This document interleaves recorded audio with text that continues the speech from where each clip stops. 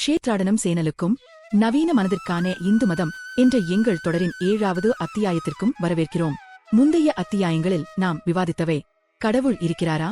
இந்து மதத்தில் ஏன் இத்தனை கடவுள்கள் உள்ளனர்? சிலை வழிபாடு ஏன்? கடவுள் எங்கும் இருக்கிறார் என்றால் ஏன் கோவில்களுக்கு செல்ல வேண்டும்? கடவுள் ஏன் உடனடியாக பிரார்த்தனைகளுக்கு பதில் அளிப்பதில்லை? கடவுள் எங்கும் இருக்கிறார் என்றால் ஏன் தீமை உள்ளது? அவற்றை நீங்கள் தவறவிட்டிருந்தால் அவற்றின் இணைப்புகள் விளக்கப் பகுதியில் கொடுக்கப்பட்டுள்ளன. இன்று நாம் ஆராயப்போகிற கேள்வி: கர்மா உண்மையிலேயே இருக்கிறதா?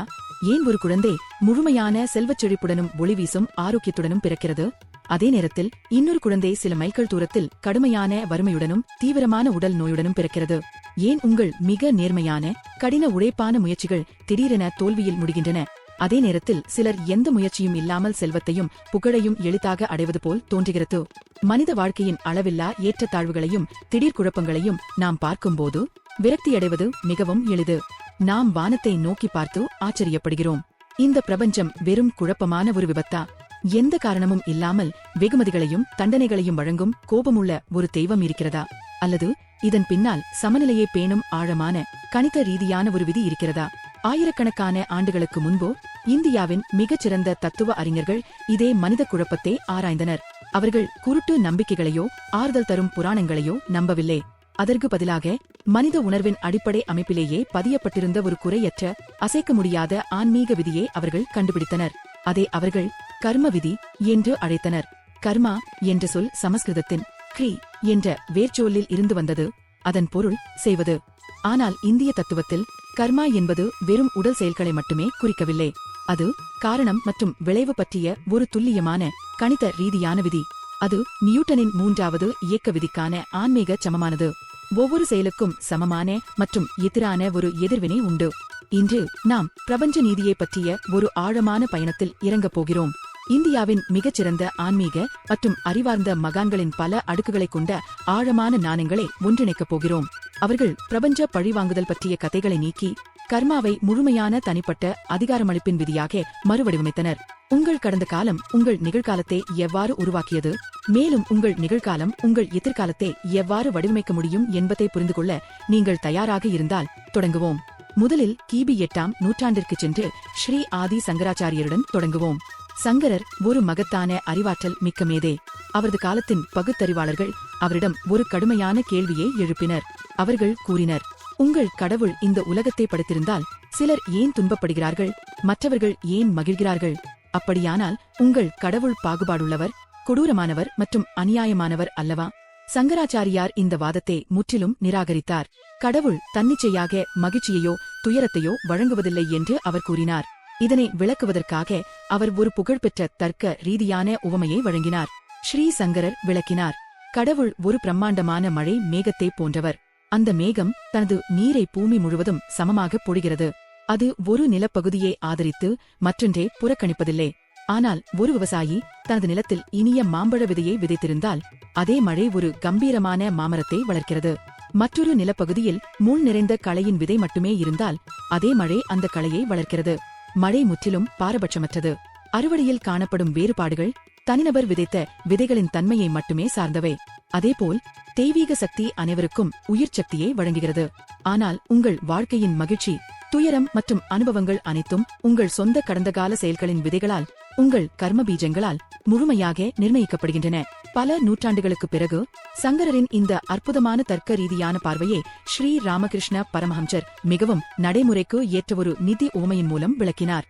ஊழல் செய்பவர்கள் ஆடம்பரமாக வாழ்கிறார்கள், ஆனால் நல்லவர்கள் ஏன் துன்பப்படுகிறார்கள் என்று பக்தர்கள் ராமகிருஷ்ணரிடம் கேட்டபோது அவர் அதற்கு செலவாகும் மூலதனம் என்ற உவமையின் மூலம் பதிலளித்தார். பிரபஞ்ச கர்ம கணக்கின் 3 நிலைகள். 1. சஞ்சித கர்மா. எண்ணற்ற முந்தைய பிறவிகளில் நீங்கள் செய்த ஒவ்வொரு செயலின் மிகப்பெரிய மறைந்த களஞ்சியம். இது உங்கள் காரண சரீரத்தில் சேமிக்கப்பட்டுள்ளது. 2. பிராரப்த கர்மா. அந்த சஞ்சித கர்ம களஞ்சியத்திலிருந்து உங்கள் தற்போதைய வாழ்க்கையை உருவாக்க தேர்ந்தெடுக்கப்பட்ட குறிப்பிட்ட பகுதி. இதுவே உங்கள் உடல், உங்கள் ஆயுள், உங்கள் பிறப்புச் சூழ்நிலை மற்றும் மாற்ற முடியாத அடிப்படை வாழ்க்கை நிலைகளை நிர்ணயிக்கிறது. சங்கராச்சாரியார் பிராரப்த கர்மாவை வில்லிலிருந்து விடப்பட்ட அம்புடன் ஒப்பிட்டார். ஒருமுறை அம்பு விடப்பட்டு விட்டால் அதை மீண்டும் திரும்பப் பெற முடியாது. அது தனது இலக்கை அடைந்தே ஆக வேண்டும். 3. ஆகாமி கர்மா. இந்த நொடியில் நீங்கள் செய்து கொண்டிருக்கும் புதிய செயல்கள். இவை உங்கள் எதிர்காலத்திற்காக விதைக்கப்படும் புதிய விதைகள் போன்றவை. ஸ்ரீ ராமகிருஷ்ண பரமஹம்சர் விளக்கினார். இன்று செழிப்பாக வாழும் ஒரு தீய மனிதன் தனது முந்தைய வணிக முயற்சியில் மிகப்பெரிய லாபம் சம்பாதித்த ஒரு கவனக்குறைவான வணிகரை போன்றவன். அவனது வங்கி கணக்கில் பழைய மூலதனத்தின் மிகப்பெரிய இருப்பு உள்ளது. தற்போதைய வணிகத்தில் அவன் நேர்மையற்ற முறையில் நடந்து கொண்டாலும் முதல் நாளிலேயே திவாலாக மாட்டான். அவன் தனது பழைய மூலதனத்தை செலவழித்துக் கொண்டிருக்கிறான். ஆனால் அந்த பழைய சஞ்சித கர்மா இருப்போ பூஜ்யமாகும் தருணத்தில் அவனது தற்போதைய தீய செயல்களின் விளைவுகள் அவனை தேடி வந்து அவன் முழுமையான வீழ்ச்சிக்குள்ளாகிறான். இது ஒவ்வொரு உண்மை தேடுபவரையும் குழப்பம் ஒரு முக்கியமான கேள்விக்கு நம்மை அழைத்துச் செல்கிறது. நமது வாழ்க்கை இந்த மாபெரும் கடந்த கால கர்ம களஞ்சியத்தால் நிர்ணயிக்கப்படுகிறதெனில் நமக்கு உண்மையில் சுதந்திர விருப்பம் இருக்கிறதா? மனித முயற்சி முற்றிலும் பயனற்றதா? இந்த முரண்பாட்டை விளக்குவதற்காக ஸ்ரீ ராமகிருஷ்ணர் ஆன்மீக வரலாற்றின் மிகச்சிறந்த உவமைகளில் ஒன்றை கொடுத்தார். ராமகிருஷ்ணர் கூறினார், ஒரு விவசாயி தனது பசுவை ஒரு பெரிய மேய்ச்சல் நிலத்திற்கு கொண்டு சென்று நிலத்தில் உறுதியாக பதிக்கப்பட்ட ஒரு மரக்கம்பத்தில் சரியாக 30 அடி நீளமுள்ள கயிற்றால் கட்டுகிறான் என்று கற்பனை செய்யுங்கள். இப்போது அந்த பசு அடிப்படையில் தனது கடந்த காலத்தால் கட்டப்பட்டிருக்கிறது. அந்த கம்பத்திலிருந்து 31 அடி தூரம் செல்ல முடியாது. அது அதன் கடந்த கால கர்மாவை குறிக்கிறது. அதன் மரபணு வரம்புகள், பிறந்த இடம், அடிப்படை உடல்நிலை மற்றும் தவிர்க்க முடியாத வாழ்க்கை நிகழ்வுகள். ஆனால் அந்த 30 அடி எல்லைக்குள் பசுவுக்கு முழுமையான சுதந்திர விருப்பம் உள்ளது. அது படுத்துக் கொள்ளலாம், எழுந்து நிற்கலாம், இடப்புற புல்லை தின்னலாம் அல்லது வலப்புற புல்லை தின்னலாம். தனது சுதந்திரத்தை அறிவுடன் பயன்படுத்தினால் விவசாயி அதன் கயிற்றை இன்னும் நீட்டிப்பான். மனித வாழ்க்கையும் இதே போன்றதே. ராமகிருஷ்ணர் மேலும் ஒரு முக்கியமான விஷயத்தை விளக்கினார். ஆன்மீக பயிற்சி மற்றும் பக்தி கடந்த கால உடல் சார்ந்த கர்மாவை முழுமையாக அழிக்க முடியாமல் இருக்கலாம். ஆனால் அவற்றை நாம் அனுபவிக்கும் விதத்தை முற்றிலும் மாற்றிவிட முடியும். அவர் கூறினார், ஒரு மனிதனின் கடந்த கால கர்மா ஒரு விபத்தில் அவன் தனது காலை இழக்க வேண்டும் என்று தீர்மானித்துள்ளது என்று வைத்துக் கொள்வோம். ஆனால் தெய்வீக அருள் அல்லது தீவிரமான பக்தி அந்த தாக்கத்தை தணிக்க முடியும். முழு காலை இழப்பதற்கு பதிலாக அவன் ஒரு கூர்மையான ஆணியை மிதித்து சிறிது இரத்தம் சிந்தலாம். கடவுளின் மீதான பக்தி ஒரு கனமான இரும்பு கேடயத்தை போன்றது. கடந்த கால கர்மாவின் குண்டு உங்களை தாக்கும், ஏனெனில் ஒவ்வொரு காரணத்திற்கும் ஒரு விளைவு இருக்க வேண்டும். ஆனால் அது உங்கள் இதயத்தை துளைப்பதற்கு பதிலாக அருளின் கேடயத்தில் மோதி சத்தமிட்டு பாதிப்பின்றி தரையில் விழும். ராமகிருஷ்ணரின் தலைமை சீடரான சுவாமி விவேகானந்தர் இந்த அடித்தளத்தை எடுத்து அதை முழுமையான மனோவியல் அதிகாரமளிப்பின் சக்தி வாய்ந்த கொள்கையாக மாற்றினார். விவேகானந்தர் விதிவாதத்தை முற்றிலும் வெறுத்தார். மக்கள் கர்மாவை ஒரு காரணமாக கொண்டு உட்கார்ந்து தங்கள் விதியை பற்றி குறை கூறுவதை அவர் வெறுத்தார். அவர் கர்மாவை ஒரு இயற்பியலாளரின் துல்லியமான மனதுடன் அணுகினார். நியூட்டனின் கிரேடில் போல ஒரு பந்திலிருந்து மற்றொரு பந்துக்கு ஆற்றல் குறையாமல் கடத்தப்படுவது போல இந்த பிரபஞ்சம் ஒரு முழுமையான உளவியல் கண்ணாடி என்றே அவர் விளக்கினார். விவேகானந்தர் போதித்தார், நான் என் கையை நெருப்பில் வைத்தால் அது எரியும். இது இயற்கையின் மாறாத விதி. நெருப்போ என்னை வெறுக்கிறதா? ஒரு கோபமுள்ள கடவுள் என்னை தண்டிக்கிறாரா? இல்லை. காரணம் முழுமையாக என் சொந்த செயலில் இருக்கிறது. வெறுப்பின் ஒவ்வொரு அலை, பொறாமையின் ஒவ்வொரு எண்ணம், ஏமாற்றத்தின் ஒவ்வொரு செயலும், நீங்கள் பிரபஞ்சத்திற்குள் அனுப்பும் ஒவ்வொரு அதிர்வும் ஒரு குறையற்ற கண்ணாடியில் ஒலிபரப்பப்படும் மின்சார அலை போன்றது. நீங்கள் அதை எந்த வேகத்திலும் சக்தியிலும் அனுப்பினீர்களோ அதே வேகத்திலும் சக்தியிலும் அது உங்கள் வாழ்க்கைக்கு திரும்பி வருவது ஒரு பிரபஞ்ச விதியாகும். தனது சொற்பொழிவுகளில் விவேகானந்தர் ஒரு கதையை பகிர்ந்தார். ஒரு உயர்ந்த ஆன்மா கர்மாவின் அசைக்க முடியாத இயல்பை எந்த கசப்புமின்றி எவ்வாறு பார்க்கிறது என்பதை விளக்குவதற்காக அவர் இந்த கதையை சொன்னார். ஒரு சந்நியாசி காட்டில் தியானம் செய்து கொண்டிருந்தார். அப்போது ஒரு விஷமுள்ள நாகம் அவரது காலில் கடித்தது. விஷம் அவரது உடலெங்கும் பரவியது. அவர் மரணப்படுக்கையில் இருந்தார். அவரது சீடர்கள் அழுத்துக்கொண்டு அவரிடம் ஓடி வந்து கேட்டார்கள், குருவே, இதை உங்களுக்கு யார் செய்தது? எந்த பாம்பு உங்களை கடித்தது? இறப்பின் தருவாயில் இருந்த அந்த துறவி அமைதியாக புன்னகைத்து பதிலளித்தார், என் குழந்தைகளே, என்னை யாரும் கடிக்கவில்லை. அது என் சொந்த கடந்த கால கர்மாவின் தூதன். ஒரு நாகத்தின் வடிவத்தில் வந்து நான் செலுத்த வேண்டிய ஒரு கடனை வசூலித்துச் சென்றான். நான் அதை வரவேற்கிறேன். விவேகானந்தரின் பார்வையில் கர்ம விதி அடிமைத்தனத்தின் கொள்கை அல்ல, அது சுதந்திரத்தின் உச்ச அறிக்கையாகும். அவர் துன்பப்படும் ஒருவரை பார்த்து இவ்வாறு கூறுவார், உங்கள் சொந்த கடந்த கால செயல்கள் உங்கள் தற்போதைய வாழ்க்கையை துன்பமயமாக்கியிருந்தால் உங்கள் தற்போதைய செயல்களுக்கு உங்கள் எதிர்காலத்தை அற்புதமாக மாற்றும் முழு சக்தியும் உள்ளது என்பதை அது நிரூபிக்கிறது. நீங்கள் கயிற்றில் கட்டப்பட்ட ஒரு பொம்மை அல்ல, உங்கள் விதியின் தனித்துவமான வடிவமைப்பாளர் நீங்களே. இந்தியாவின் பாரம்பரிய தத்துவங்களை நாம் மேலும் ஆழமாக ஆராயும்போது வேதாந்தத்தின் மற்ற 2 மகத்தான ஆச்சாரியர்களை சந்திக்கிறோம். ஸ்ரீ ராமானுஜாச்சாரியர் மற்றும் ஸ்ரீ மத்வாச்சாரியர். இவர்கள் கர்ம விதியை தங்களது ஆழமான தெய்வீக மற்றும் தத்துவ அமைப்புகளில் இணைத்து கருணைமிக்க கடவுள் தமது பிள்ளைகள் வேதனையான கர்மபலன்களை அனுபவிக்க எவ்வாறு அனுமதிக்கிறார் என்ற கேள்விக்கு விடையளித்தனர். விசிஷ்டாத்வைத வேதாந்தத்தின் மகா ஆச்சாரியரான ஸ்ரீ ராமானுஜாச்சாரியர் இந்த பிரபஞ்சத்தை இறைவனின் உயிருள்ள உடலாக கருதினார். அவரது பார்வையில் கர்மா என்பது இறைவனின் பரிபூரண நிர்வாக நீதி மற்றும் தந்தை போன்ற அன்பின் வெளிப்பாடாகும். இதனை விளக்குவதற்காக அவர் அரசனின் சட்ட கோட்பாட்டின் உவமையை வழங்கினார். ராமானுஜர் விளக்கினார். ஒரு மகத்தான கருணைமிக்க அரசன் தனது பேரரசிற்காக கடுமையான சட்ட அமைப்பை நிறுவுகிறான். அந்த சட்டம் தெளிவாக கூறுகிறது, ஒரு குடிமகன் சமூகத்தை பாதுகாத்தால் அவனுக்கு பெரிய வெகுமதி வழங்கப்படும். அவன் குற்றம் செய்தால் அவன் சிறையில் அடைக்கப்படுவான். அரசன் எந்த குற்றவாளியையும் தனிப்பட்ட வெறுப்பு, பகைமை அல்லது கொடூரத்தால் தண்டிப்பதில்லை.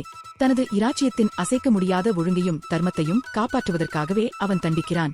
இறைவன் அந்த பரிபூரண அரசன். கர்மா என்பது அவனுடைய நிர்வாக சட்டமாகும். ராமானுஜர் நமது துன்பத்தை புரிந்து கொள்ள ஒரு அழகான உளவியல் பார்வையையும் வழங்கினார். நாம் தண்டனை என்று கருதுவது உண்மையில் நிக்கிரகம், தெய்வீக திருத்தம். நாம் வெகுமதி என்று கருதுவது அனுக்கிரகம், தெய்வீக அருள். ஒரு அன்பான தந்தை தனது சிறு குழந்தை நெருப்புடன் விளையாடுவதை தடுக்க தண்டிப்பது போல கர்மாவின் வேதனைகள் ஒருபோதும் தீய நோக்கத்துடன் வருவதில்லை. அவை நமது அகந்தையை உடைக்கவும், தற்பெருமையை தாழ்த்தவும், நமது ஆன்மீக இல்லத்தை நோக்கி மீண்டும் திரும்பி பார்க்கவும் உருவாக்கப்பட்டவை. ஆனால் 3 நூற்றாண்டுகளுக்கு பிறகு துவைத வேதாந்தத்தின் நிறுவகரான ஸ்ரீ மத்வாச்சாரியர் தனிப்பட்ட பொறுப்பை அதன் உச்ச தர்க்க ரீதியான எல்லைக்கு கொண்டு சென்றார். கடவுள் தன்னிச்சையாக வேறுபாடுகளையோ துன்பங்களையோ உருவாக்குகிறார் என்ற எண்ணத்தை அவர் முற்றிலும் நிராகரித்தார். அவரது பார்வையில் கடவுள் ஒரு முழுமையான பாரபட்சமற்ற உச்ச நீதிபதி. அவர் எந்த தவறும் இல்லாத ஒரு பிரபஞ்ச கணக்கு புத்தகத்தை கண்காணிக்கிறார். இதனை விளக்குவதற்காக அவர் குறையற்ற கணக்காளரின் உவமையை வழங்கினார். மத்வாச்சாரியர் போதித்தார், ஒரு இராச்சியத்தில் ஆயிரக்கணக்கான வணிகர்களின் நிதி கணக்குகளை நிர்வகிக்கும் ஒரு குறையற்ற அரச கணக்காளரை கற்பனை செய்து பாருங்கள். ஒரு வணிகரின் முகம் பிடித்திருக்கிறது என்பதற்காக அவனுக்கு செல்வத்தை வழங்குவதில்லை. மற்றொருவரின் முகம் பிடிக்கவில்லை என்பதற்காக அவனை வறுமைக்கு தள்ளுவதில்லை. அவன் வெறுமனே கணக்கு புத்தகங்களை பார்க்கிறான். கடைசி தசம புள்ளிவரை துல்லியமாக கணக்கிட்டு அதற்கேற்ப பலனை வழங்குகிறான். இறைவன் அந்த உன்னத கணக்காளர். உங்கள் கஷ்டங்களை அவர் தன்னிச்சையாக உருவாக்குவதில்லை. உங்கள் இயல்பையும் உங்கள் கடந்த கால செயல்களின் துல்லியமான கணக்கையும் பார்த்து நீங்கள் சம்பாதித்ததை துல்லியமாக உங்களிடம் ஒப்படைக்கிறார். பாரம்பரிய ஆச்சாரியர்கள் இந்த பிரபஞ்ச கணிதத்தின் ஆழமான வரைபடத்தை நமக்கு கொடுத்திருந்தால், ஷீரடி சாய்பாபா அதை சாதாரண மக்களுக்காக மிக எளிமையாகவும் வாழ்வோடு தொடர்புபடுத்தியும் விளக்கினார். பாபா ஒரு பழுதடைந்த மசூதியில் வாழ்ந்தார். அவரிடம் பணம் எதுவும் இல்லை. எளிமையான கிழிந்த ஆடையை அணிந்திருந்தார். ஆனால் தனது கிராமத்திற்கு வரும் ஒவ்வொரு பக்தரின் மறைந்த கர்ம கணக்கையும் கழுகின் பார்வையுடன் கவனித்தார். யாராவது உங்களுக்கு தீங்கு செய்தால் பதிலுக்கு தாக்கக்கூடாது என்று அவர் அடிக்கடி எச்சரித்தார். ஏனெனில் அவ்வாறு செய்வது கர்மா எவ்வாறு செயல்படுகிறது என்பதை பற்றிய முழுமையான அறியாமையை காட்டுகிறது. வாழ்க்கையின் தினசரி சோதனைகளை எவ்வாறு சமாளிப்பது என்று கேட்ட ஒரு பக்தருக்கு சாய்பாபா இவ்வாறு கூறினார், இந்த உலகில் ஒவ்வொரு மனிதனும் 2 கண்ணுக்கு தெரியாத பேய்களைக் கொண்ட ஒரு ஆடையை அணிந்து நடக்கிறான். உங்கள் வலது பையில் உங்கள் புண்ணியங்கள் உள்ளன, இடது பையில் உங்கள் பாவங்கள் உள்ளன. எதிர்பாராத நோய், பொருளாதார இழப்பு அல்லது துரோகம் ஏற்பட்டால் கோபப்படாதீர்கள். யாரோ ஒருவர் உங்கள் இடது பைக்குள் கையை நுழைத்து கடந்த பிறவியில் நீங்கள் வாங்கிய கடனை எடுத்துச் செல்கிறார். அவர்கள் உங்கள் கணக்கை சரி செய்து கொண்டிருக்கிறார்கள். ஆனால் நீங்கள் பழி வாங்கினால் ஒரு புதிய கணக்கு புத்தகத்தை திறக்கிறீர்கள். அப்போது அந்த கடனை எதிர்கால பிறவியில் வட்டியுடன் திருப்பிச் செலுத்த வேண்டியிருக்கும். மற்றவர்கள் என்ன செய்கிறார்கள் என்பதை பார்ப்பதை நிறுத்துங்கள். உங்கள் வாழ்க்கையில் கவனம் செலுத்துங்கள். அமைதியான தானம், கருணை மற்றும் இறை நினைவால் உங்கள் வலது பையை நிரப்பிக்கொண்டே இருங்கள்.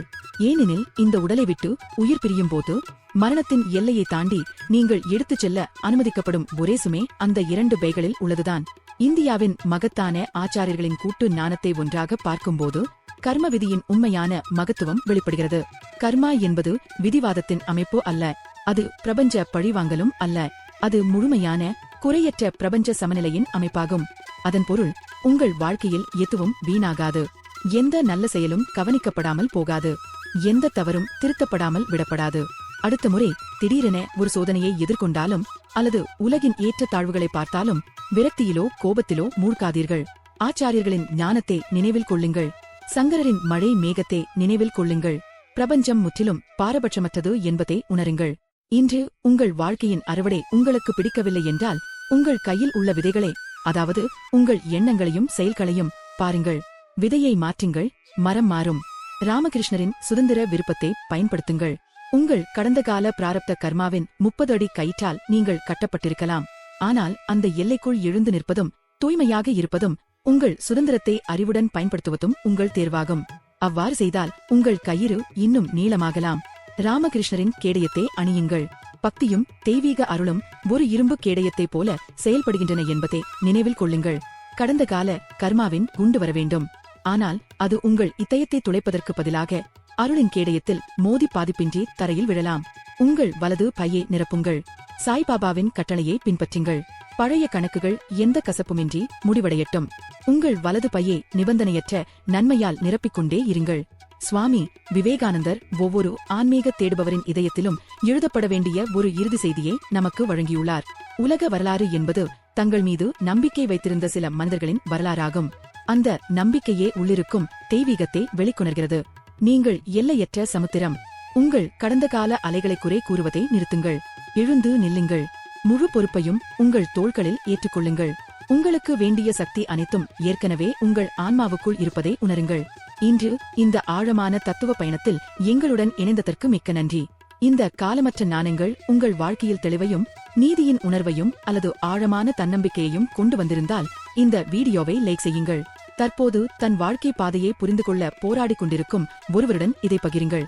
ஞானத்தின் ஆழமான வேர்களை ஆராயும் மேலும் பல வீடியோக்களுக்காக எங்கள் சேனலுக்கு சந்தாதாரராகுங்கள். அடுத்த முறை சந்திக்கும் வரை தைரியமாக நில்லுங்கள். நல்ல விதைகளை விதையுங்கள். பழைய கணக்குகளை புன்னகையுடன் முடித்துவிடுங்கள். முழு கண்ணியத்துடன் உங்கள் வாழ்க்கை பாதையில் நடந்து செல்லுங்கள். நன்றி, வணக்கம்.